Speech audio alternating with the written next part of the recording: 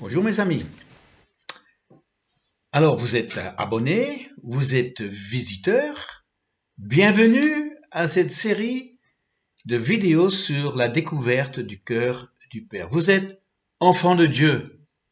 Et si vous n'êtes pas, vous pouvez le devenir. Des fils et des filles du Père. Le plus grand privilège qu'un être humain pourrait recevoir de la part de Dieu. Aujourd'hui, j'aimerais vous partager un autre verset de Jean chapitre 5. On n'a pas fini, il y en a encore plusieurs de ce chapitre-là. Cette fois, c'est Jésus qui parle. Donc, Jean chapitre 5, verset 19. Jésus reprit donc la parole et leur dit, en vérité, je vous le dis, le Fils ne peut rien faire de lui-même. Il ne fait que ce qu'il voit faire au Père.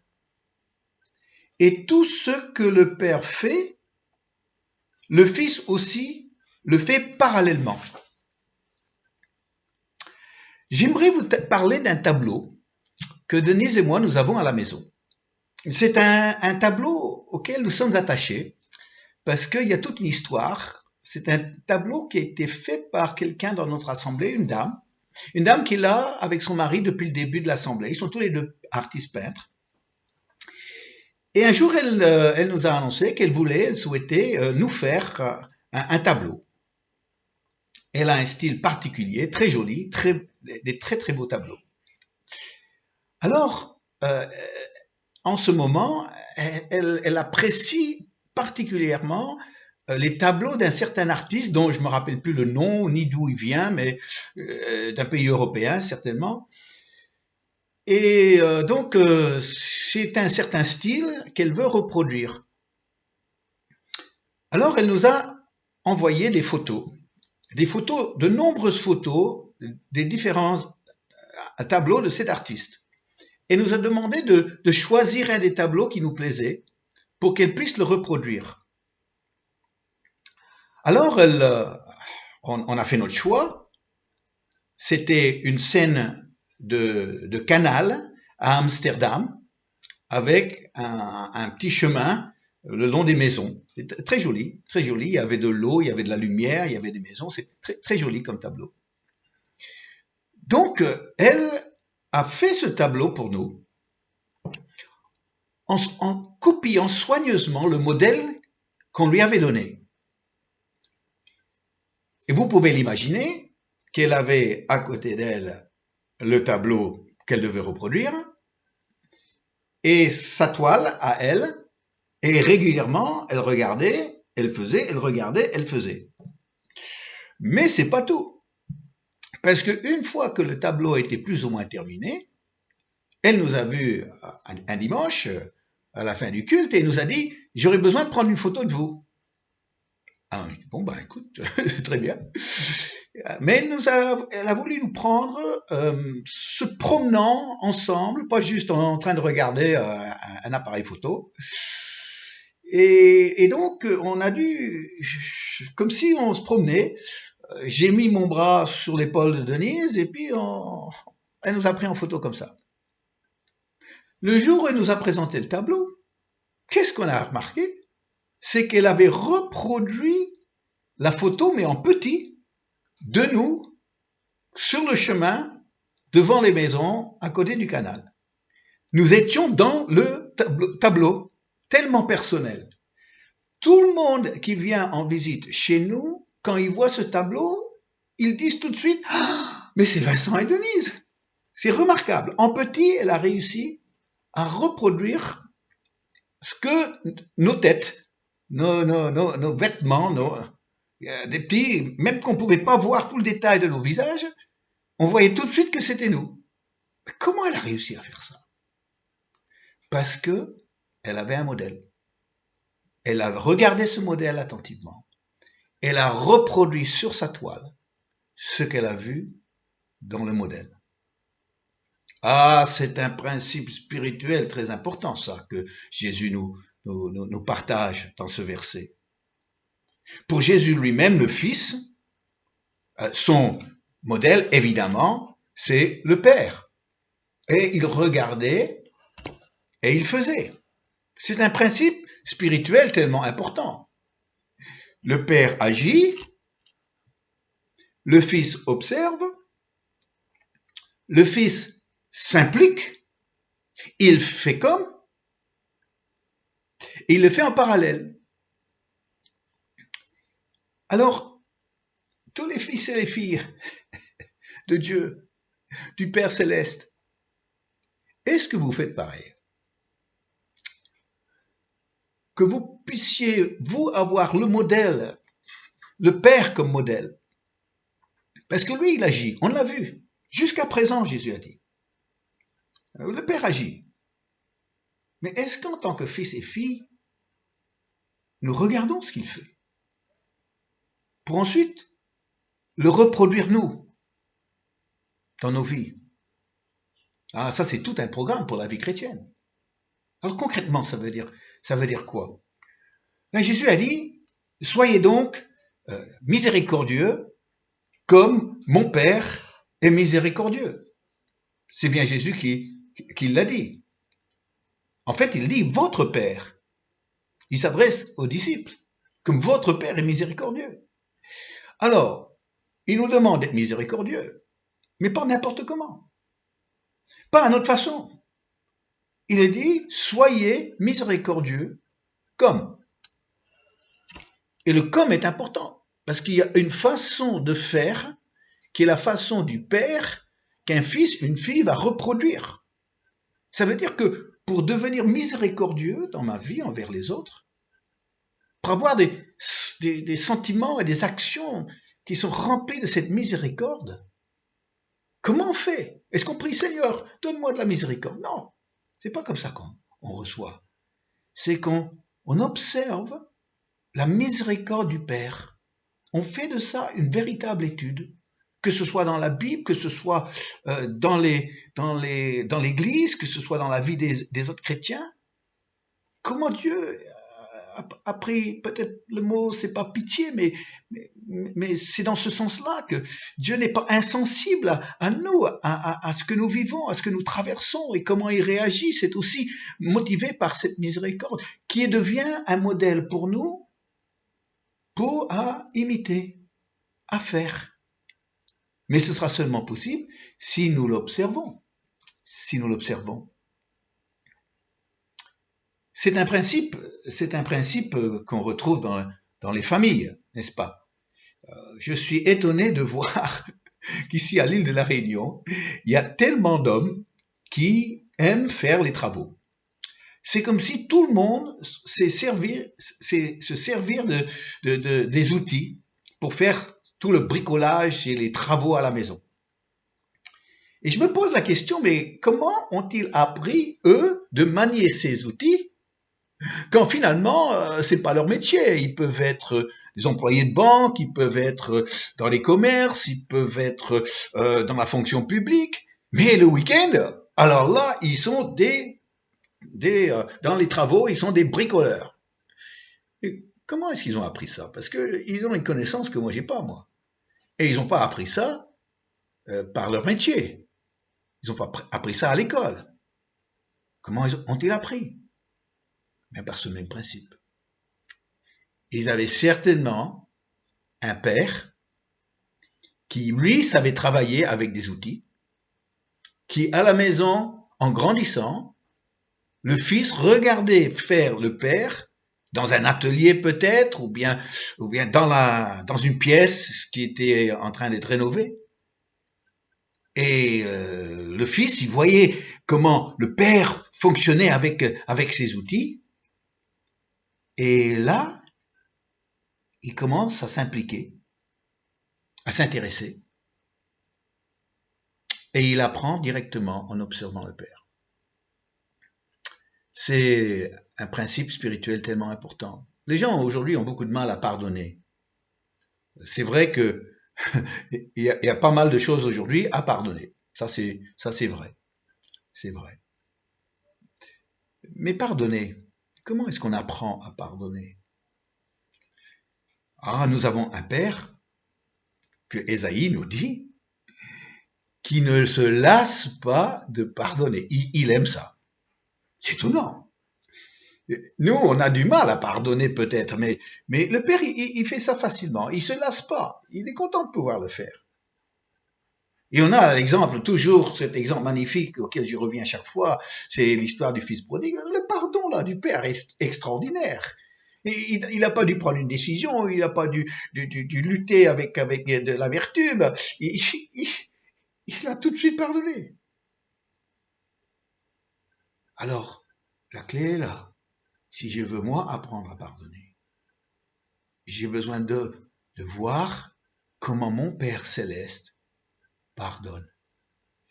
Et quand je vois comment il pardonne, le principe, c'est simplement j'observe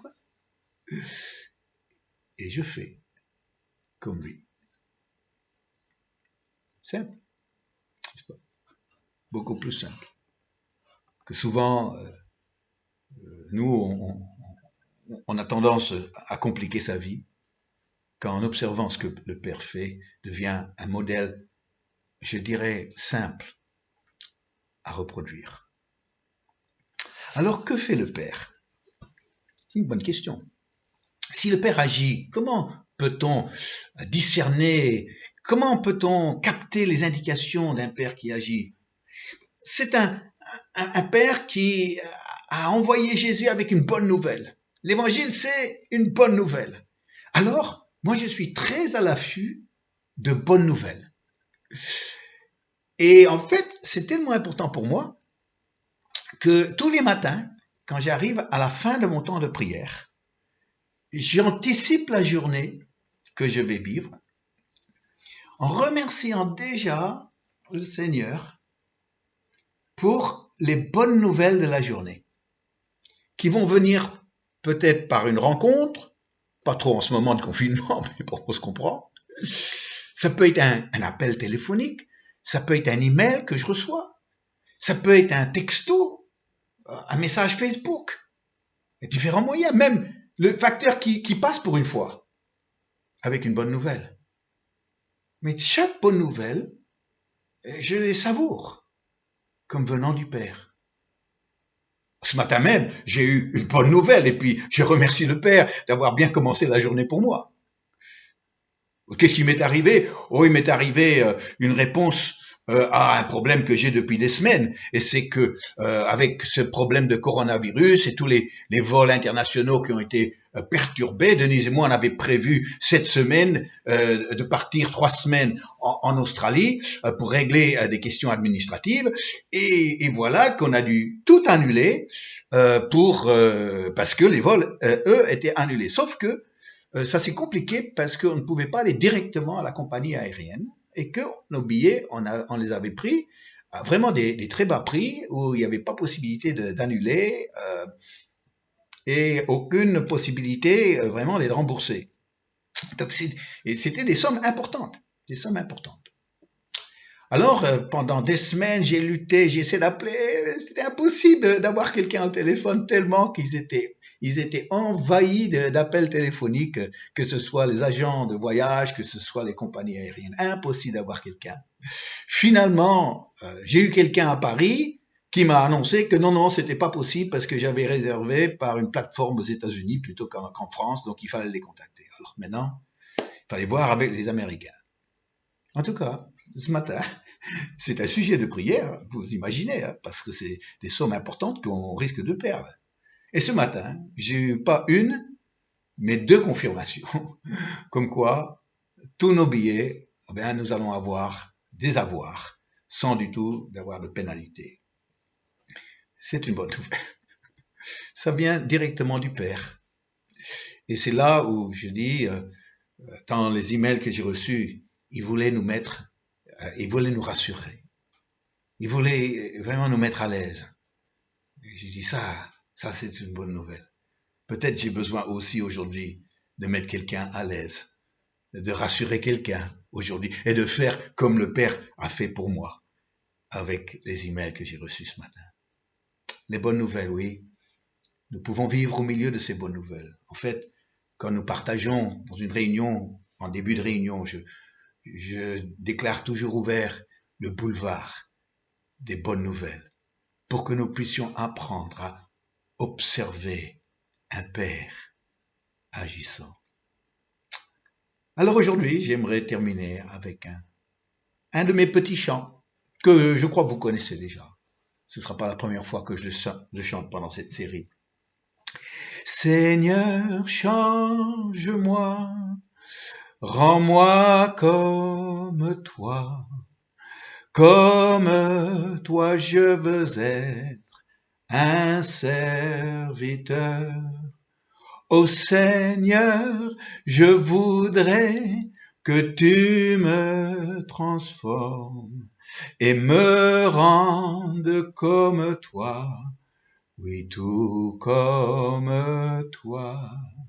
Seigneur, change-moi, rends-moi comme toi je veux être un serviteur. Ô Seigneur, je voudrais que tu me transformes et me rendes comme toi, oui, tout comme toi. Cher ami, est-ce que tu es enseignable, toi? Est-ce que tu veux apprendre à vivre différemment, à faire différemment? Notre modèle, c'est le Père et son Fils qui nous a été donné, Jésus. Je vous invite à prier avec moi si vous voulez bien, avant de terminer aujourd'hui. Père, tu es ce modèle parfait pour nous. Nous te voyons faire, ça nous touche. Jésus nous a dit que c'est toi que nous devons imiter, mais nous voulons t'imiter aussi en imitant Jésus. En ayant, Seigneur, ses paroles, en ayant ses réactions, en ayant ses dispositions de cœur, en faisant comme il fait. Aujourd'hui, j'ai été ce matin rassuré. On voulait me mettre à l'aise en tant que client qui avait été frustré, déçu de cette annulation. Et aujourd'hui, j'ai été soulagé. Mon cœur est assuré. Je veux, par cette prière, parmi ceux qui m'écoutent, qui vivent cette vidéo avec moi, peut-être certains ont besoin d'être rassurés aujourd'hui, qu'ils ont besoin de retrouver cette assurance, cette confiance. Et je prie que par cette vidéo, qu'ils vont porter leur regard sur le Père et que le Père va les rassurer. Merci, mon Père. Tu es rassurant. Tu es digne d'être imité, d'avoir des fils et des filles qui font comme toi. C'est ce que nous voulons faire. Il n'y a pas plus belle vie que ça sur la terre que de vivre comme le Père. Merci, mon Père. Combien je t'aime. Combien je t'aime. Amen. Oui. J'arrive toujours à la fin de mes vidéos et je suis conscient de son regard. Je suis conscient de sa présence. C'est tout non. Qu'à travers un écran, on peut communiquer des choses spirituelles, l'onction de Dieu, sa présence, son amour pour lui. C'est ce que je souhaite vous communiquer. Et si cela peut vous enrichir dans votre vie avec Dieu, eh bien, nous n'avons pas perdu notre temps ce matin. Je vous dis à très bientôt. Au revoir.